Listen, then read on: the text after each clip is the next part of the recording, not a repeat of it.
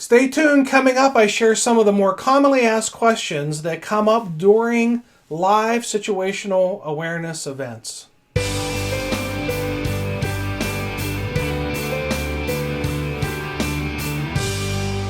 Hello and welcome to the Situational Awareness Matters Show, episode 362.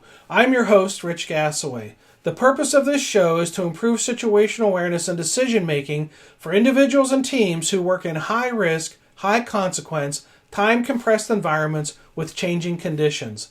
The SA Matters mission is simple. We want to help you see the bad things coming in time to prevent bad outcomes. Today's feature segment is sponsored by Gassaway Virtual Training. There are 33 online training programs for you to choose from. Some of the programs are live events presented virtually with interaction and Q&A, and some of the programs are pre-recorded. To learn more, visit samatters.com website and click on the Virtual Training tab. Okay, let's jump into our feature segment as I share some of the more commonly asked questions that come up during live situational awareness events. One note, this episode was originally recorded before I was doing the show in the video format, so this feature segment is audio only.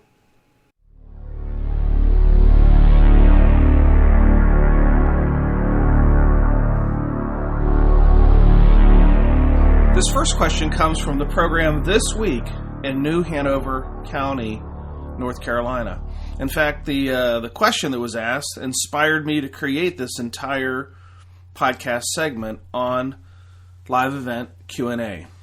The question was, what can I do to improve my intuition? Before we jump into how to improve intuition, let's talk about the origin of intuition. As you gather information about the things that are happening around you at emergency scenes, inside of your brain, you start to put those puzzle pieces together to form an understanding of what is happening. That, in a very quick nutshell, is how the first two component parts of situational awareness occur, which is perception and understanding. The picture formed in your mind then goes up and does a long-term memory search. This is a big memory search. The average person's long-term memory is equal to about 10 times all the information currently stored on the internet. And now, accessing that information, that's a whole other issue. The average person can only access about 5% of their long-term memory stores, which means about 95% of everything you know is actually outside of your awareness. Think about how big that memory store is, and most of it, the biggest part, 95%, you're not even aware of what you know. So you have within your brain the what I call the sixth sense. The sixth sense is intuition. Intuition is triggered when the brain pattern matches from the 95% of knowledge that's outside of awareness, sometimes referred to in the more technical way as tacit knowledge. When it taps into the tacit knowledge, then you can benefit from intuition. Probably the most commonly identified outward manifestation of intuition is the gut feeling. A person saying, I had a gut feel of this or gut feel of that. Now, intuition certainly can be a gut feel, but it can also come to you in the form of the hair standing up on the back of your neck, an impending feeling of doom, voices inside of your head trying to talk you into or out of something. But a lot of folks think that the gut feeling is psychological. It's not psychological, it's biological. There are direct nerve contact endings between the emotional control center of the brain and the nerves in the abdomen. So when you get that squeezed up, knotted up, gutted up feeling, that is not a psychological response, it is a biological response. The definition of intuition is really quite strange. Intuition means knowing something without knowing how you know. And the reason you can know it without knowing how you know is it's tapping into the 95% of knowledge that's outside of your awareness. So you truly have no conscious awareness of the biggest portion of the database in your brain. So the brain basically pattern matches, and as it pattern matches, you get intuitive feelings. The intuition is your brain's single most powerful red flag warning system alerting you to danger. So the question is, how can you enhance or build or make intuition more robust? Well, obviously, the more data that you have stored, the more files the brain can access to form the pattern matches that can benefit from intuition. Now, intuition also includes all the knowledge passed down through hereditary instinct as well. So you have some of this instinct ingrained in DNA. So really what drives your intuition and instinct extends really beyond your existence on this planet and goes all the way back through eons of heredity that have been passed down generation to generation. So some of what drives your survival instinct is truly all dating all the way back to the early existence of humankind. If you want to build your intuition, one of the best ways to build your intuition is to build your experiences. Now, in the fire service, the actual fire experiences that we have, opportunities that we have for fire experiences is arguably by some on a decline to perhaps what it was 15 or 20 or 30 or 40 years ago. So is there anything that you can do to build up those experiences that can then be used to help you with an intuitive response? And the answer to that is yes. Reading case studies, near-miss reports, line-of-duty death reports, and watching videos and doing training that is as realistic as you can make it builds the experiences. Your brain has a very difficult time distinguishing the difference between reality and vividly imagined fiction. As you read case studies and watch line-of-duty death reports, don't read them or watch them from a third-party observer point of view, because you're not really attached to what's happening. You're not emotional about what is happening. Put yourself in the incident, on that scene. Try to make it in your mind as vividly as you can. What are the sounds? What are the smells? What do I see? And the more vivid you make that experience, even though you're not really there, you're imagining you're there, you're kind of reliving it, your brain will store that as a lived experience, which then becomes knowledge that could transition into tacit knowledge, part of the 95% outside of your existence. Say you did this 5 years ago, you might not even remember that you read a case study and you vividly lived through that case study, but now you're on an incident of a similar type, and you benefit from an intuitive response that ties back to that knowledge that you gained while you were reliving that case study 5 years ago. Of course, you're not going to remember it was that case study on that day, because this knowledge is the 95% of knowledge that resides outside of existence.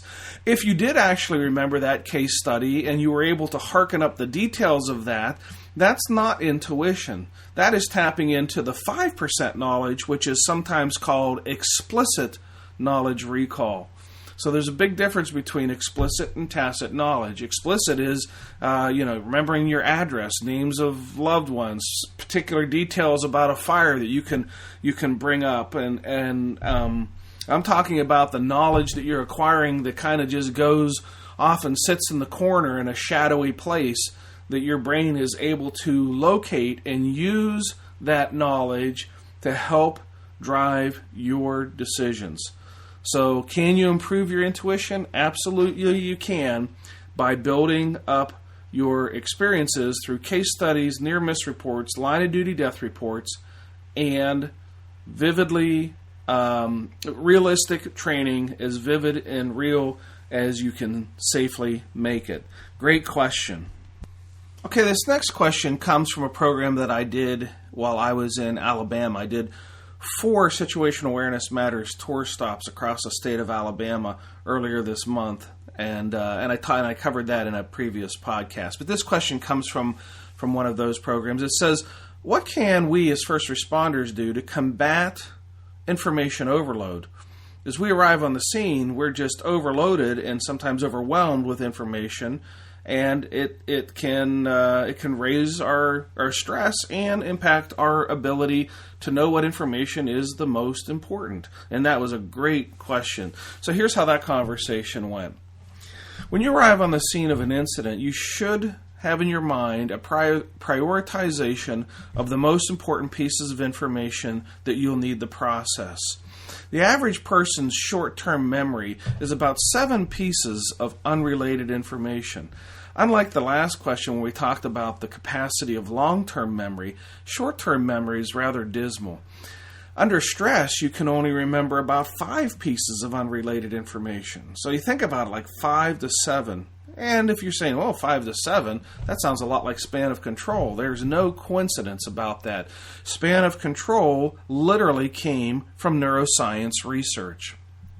So what I would suggest that you do is before you ever even have an incident is sit down with a crew and say, what are the small number of the most important things that we need to know when we're sizing up and preparing to make our decisions at incidents that are high risk and high consequence, because we don't want to get overwhelmed with 15 or 20 or 30 data points. There's no way, if you're going to be a first arriving company officer, that you're going to be able to process and comprehend that much information. So what I've done as an example here is I will share with you what I think the most critical data points are when you're sizing up a single-family residential dwelling fire.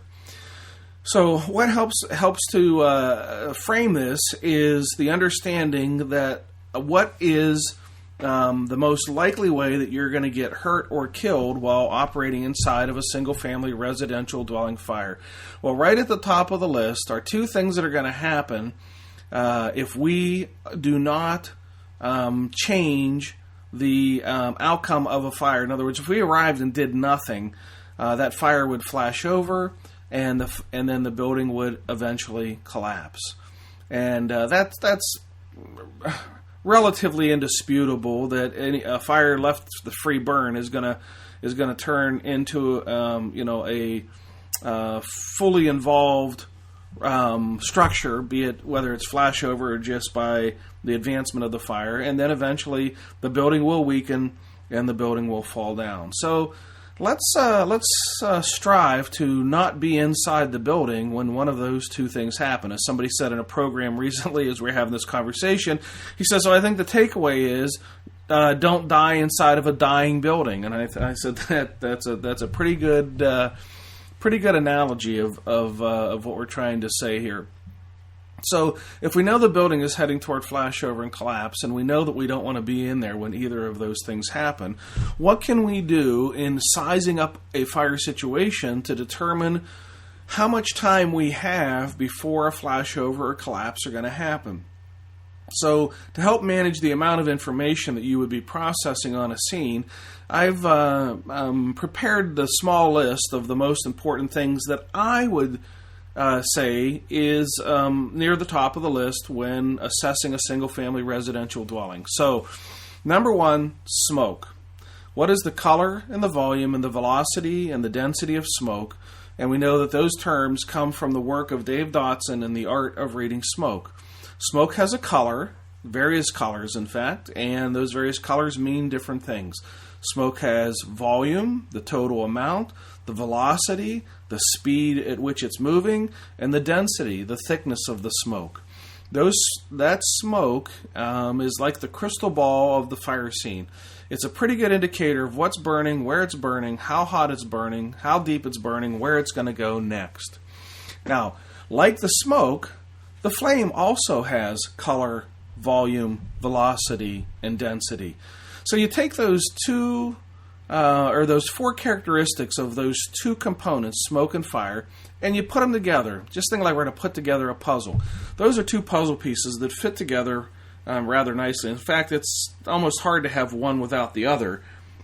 at a residential dwelling fire, where there's, the old saying, where there's smoke, there's fire. So we take those two pieces of the puzzle and we put them together, and we try to understand what is happening as we assess the color, volume, velocity, density of smoke and fire. The next thing that we look at, the next two puzzle pieces, is building construction and building decomposition. So what is this house made out of, and how fast is it decomposing under the stress of fire? Every building on fire, every house on fire is in the process of falling down.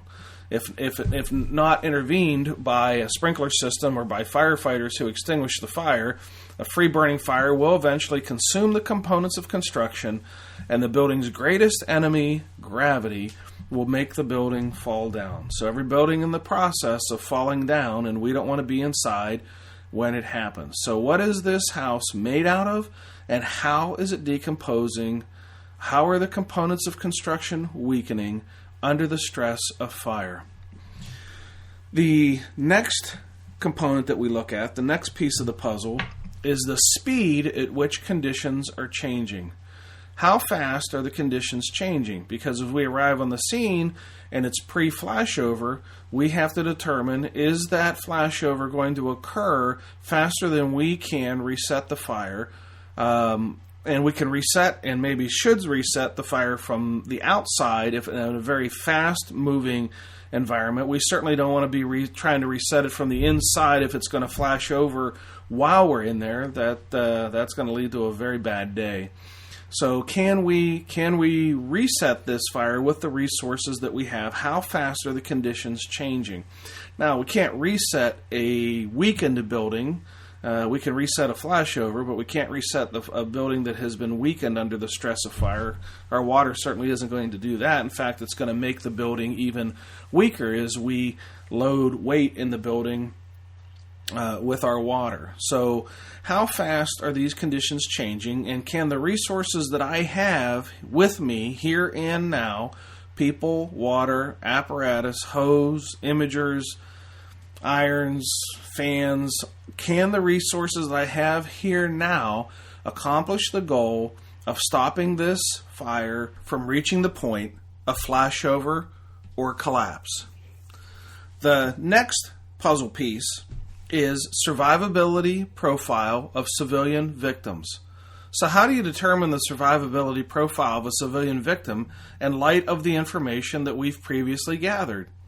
Well, you take the smoke and fire conditions, combine them together, add that to the building construction and the decomposition, add that to the speed at which conditions are changing, and then look at your resources and make a reasonable assessment as to whether your resources can engage in an aggressive offensive way that can accomplish the mission before flashover or collapse happens. So that's one idea for how to combat information overload. Thanks for that question. This last question comes from the Fire Officer Development Program that I did for Los Angeles County Fire Department back in early March. How can I tell when my perception of reality is flawed? That's a great question, because your perception of reality is your reality. One of the questions that folks will ask is perception reality? I'll ask that question in a class and have people raise their hand. Do you think perception is reality? Raise your hand if you think it is. Raise your hand if you think it isn't. And probably more people raise their hand that it isn't than it is. But the truth of the matter is, perception is 100% of the time reality in the mind of the person who has that perception. Whatever your perception is your reality. It doesn't necessarily mean it is the reality, but it's your reality, and you won't know any different until true reality overlays your perception. And then you might have a moment of clarity to say, aha, now I realize Now I know that what I thought was reality isn't. Just a moment ago, I thought this was reality, and now I know differently. So one of the ways to help identify when your perception of reality may be flawed is to have a subsequent incoming officer, be it another company officer or a chief officer, when they come in to an incident that has a incident commander and they report to the incident commander. Oftentimes when they report to the commander then gives them an assignment to perform that is in support of the incident action plan made by that incident commander.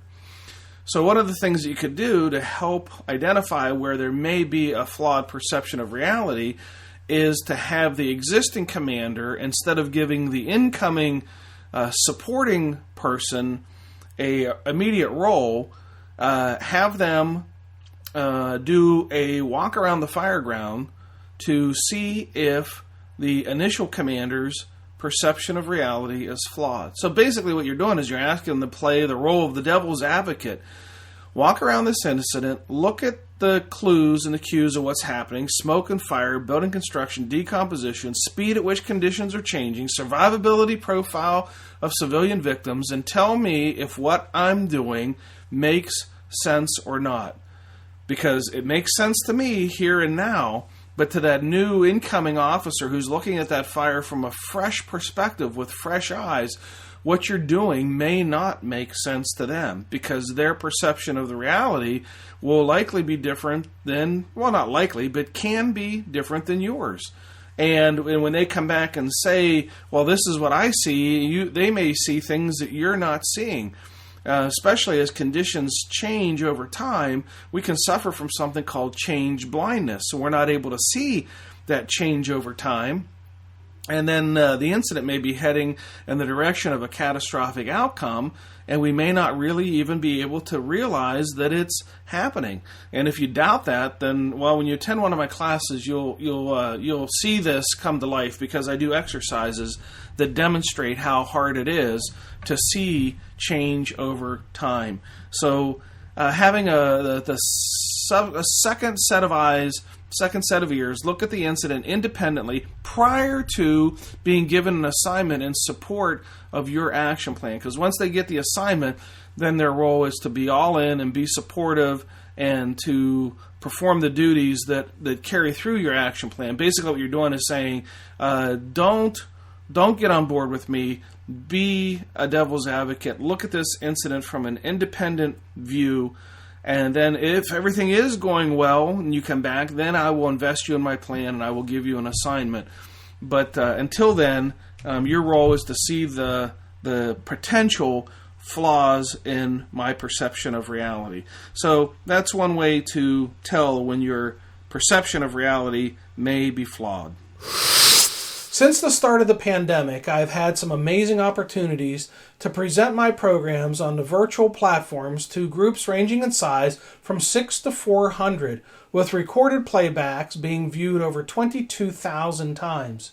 Here's hoping the new year and the introduction of a COVID vaccine will reduce the number of cases and return us back to some form of normalcy for live in-person training. As you will see from this list, things seem to be looking up. On March 4th, I'll be facilitating the Minnesota Virtual Training Series featuring Brian Ward talking about barn boss leadership. On March 8th, I'll be presenting, hopefully live and in person, a situational awareness program for the National Electrical Testing Association's Power Test Conference in Orlando, Florida. On March 16th, I'll be facilitating the Minnesota Virtual Training Series. This program, this time featuring Fire Chief Alan Lewis talking about recruitment and retention. On March 23rd, I'll be presenting a live, hopefully in-person, situational awareness programs, 3 of them, for the Anchorage Fire Department and Anchorage, Alaska. On April 12th, I'll be facilitating the Minnesota Virtual Training Series. This program featuring Fire Chief Jerry Strike talking about difficult people and their organizational impact. On April 23rd, I'll be presenting, hopefully live and in person, a situational awareness program for the Fire Department Instructors Conference in Indianapolis, Indiana. On April 26th, I'll be facilitating the Minnesota Virtual Training Series, this time featuring John Kriesel, talking about how he lost both of his legs in an IED explosion in Iraq and how he's managing through the impact of that event. On May 2, I'll be presenting, hopefully live and in person, a situational awareness program for the Hilltop Hose Company in Pennsylvania. Thank you to the organizations who have allowed me to offer your members virtual training, and a special thanks to the 46 agencies that have postponed programs in 2020 and are patiently waiting to be rescheduled. I'm as anxious as you are to get all this fired back up again. If you're interested in hosting a virtual program or a live event, just click on the Contact Us tab at the top of the SA Matters homepage, and I'll give you a call. Finally, remember to check the show notes for how to subscribe to our newsletter and how to follow us on social media. There we share ideas about how to improve situational awareness, how to make better decisions under stress, and how to improve the skills of critical thinking and resilient problem solving. Well, that's it. Episode 362 of the Situational Awareness Matters show is complete. Thank you for sharing some of your valuable time with me today. I really appreciate your support of the SA Matters mission. Be safe out there, and may the peace of the Lord and strong situational awareness be with you always. You've been listening to the Situational Awareness Matters show with Dr. Richard Gasaway.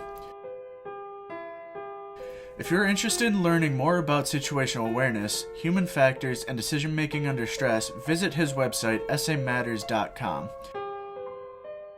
If you're interested in booking Dr. Gasaway for a program, or if you would like to be a guest on his show, click the Contact Us tab at the top of the homepage.